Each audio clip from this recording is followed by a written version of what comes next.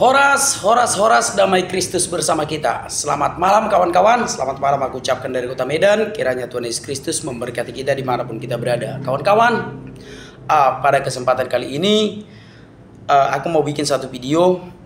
Ada seorang pendeta yang menurutku agak berlebihan kawan-kawan ya.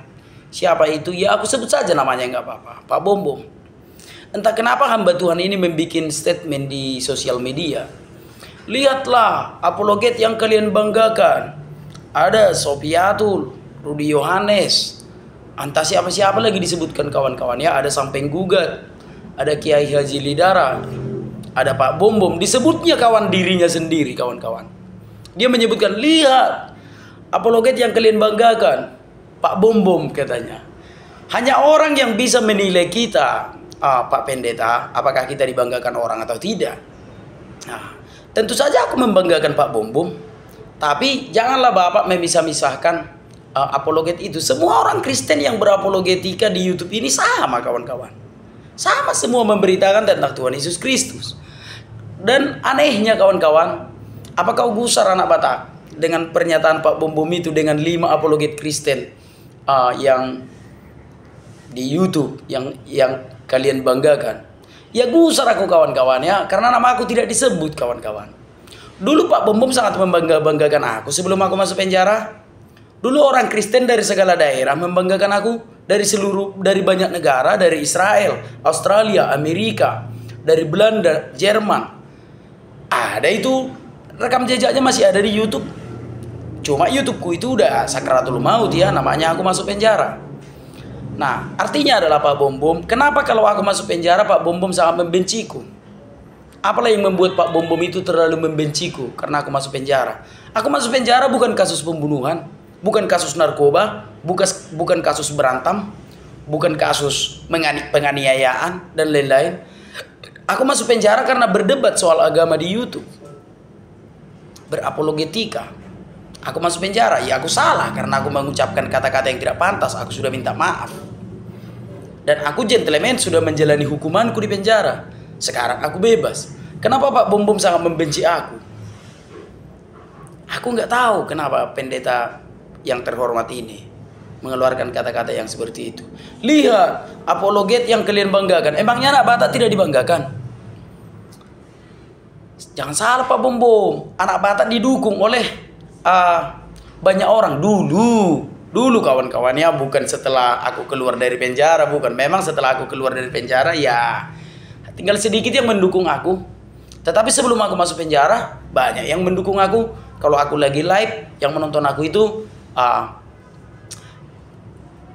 sekitar agak lumayan lah kawan-kawan ya, dan video-video gitu ditonton 15k, 50k, 100.000k, 100.000, 100k.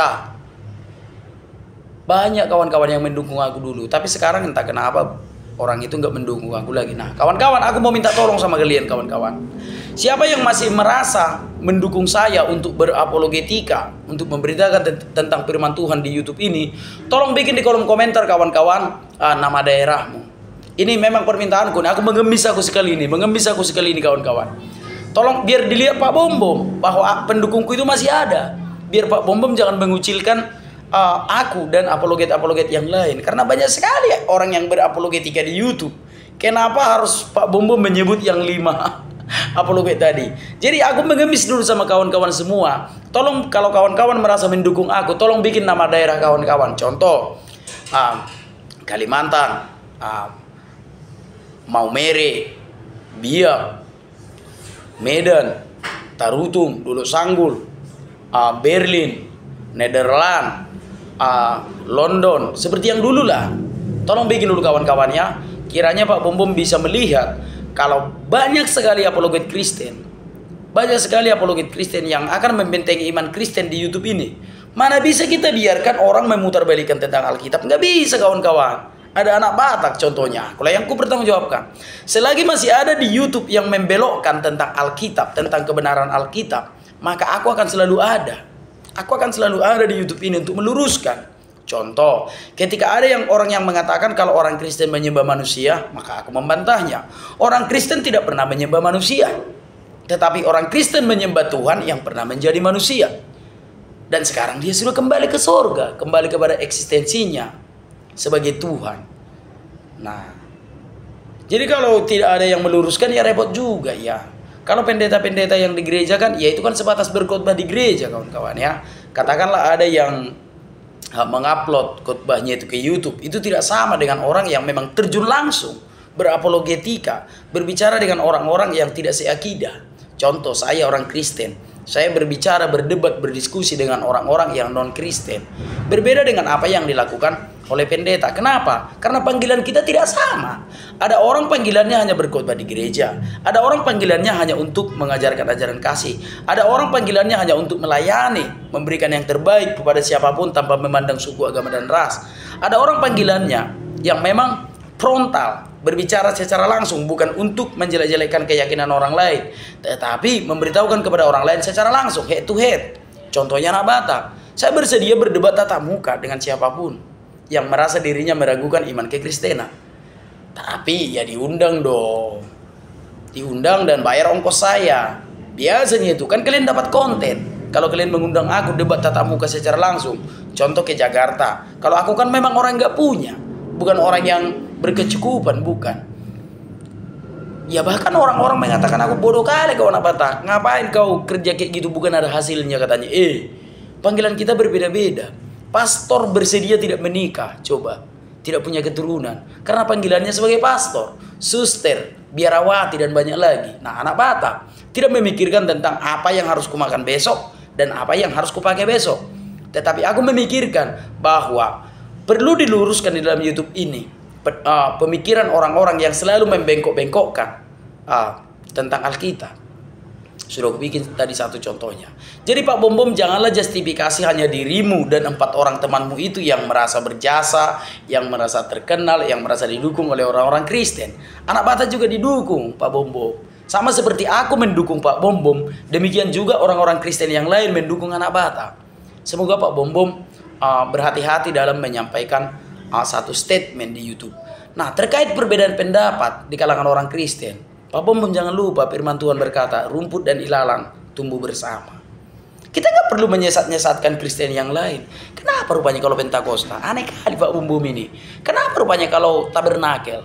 Aneh kali ku tengok Pak Bom ini. Kenapa hanya gereja Pak Bom yang masuk surga? Tentu saja tidak. Jadi betul ya, ada kawan-kawan membuat komentar di historiku yang kuposting itu, aneh pendeta satu ini katanya. Memang betul itu kawan-kawan. Membeda-bedakan orang Kristen. Maksudnya hanya sekte dialah yang masuk surga. Tidak kawan-kawan ya. Tidak, kita satu tubuh di dalam Kristus. Jadi Pak Bom tolong perbaikilah cara berbicaranya Pak Bom. Jangan mengucilkan hati dari orang-orang Kristen yang lain. Generasi penerus Pak Bom. Apa Pak Bom tahan sampai Pak Bom nanti umur 100 tahun memberitakan Injil di YouTube ini? Bukankah diperlukan generasi penerus, katakanlah seperti saya?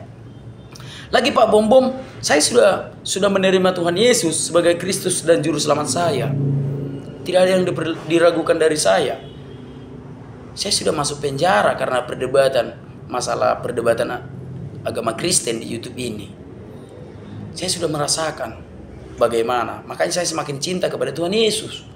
Saya semakin cinta kepada Tuhan Yesus. Pak Bom tidak perlu membangga-banggakan diri Pak Bom terlalu berlebihan untuk merendahkan orang lain. Tetapi aku membangga-banggakan diriku bahwa aku pernah didukung oleh banyak orang. Bukan berarti aku tidak membanggakan Pak Bom. Aku sangat menghormati Pak Bom. Aku sangat membanggakan pelayanan Pak Bom. Bahkan aku berharap Pak Bom tetap melayani di YouTube, memberitakan firman Tuhan. Jadi pesan saya kepada Pak Bom, jangan kita membanggakan diri kita untuk mengecilkan orang lain yang berapologetika. Mari kita saling menghormati. Mari kita menetapkan ajaran kasih yang diajarkan Tuhan Yesus. Hendaklah kamu saling mengasihi. Itu kata Tuhan Yesus. Aku mengasihi Pak Bom, biarlah Pak Bom mengasihani aku. Dan aku mengasihi semua apologet Kristen yang berani berbicara tentang firman Tuhan di YouTube ini. Kiranya Tuhan Yesus menolong kita, memelihara hidup kita dimanapun kita berada, mencukupkan segala kebutuhan kita. Amin. Horas, horas, horas, damai Kristus bersama kita. Salam.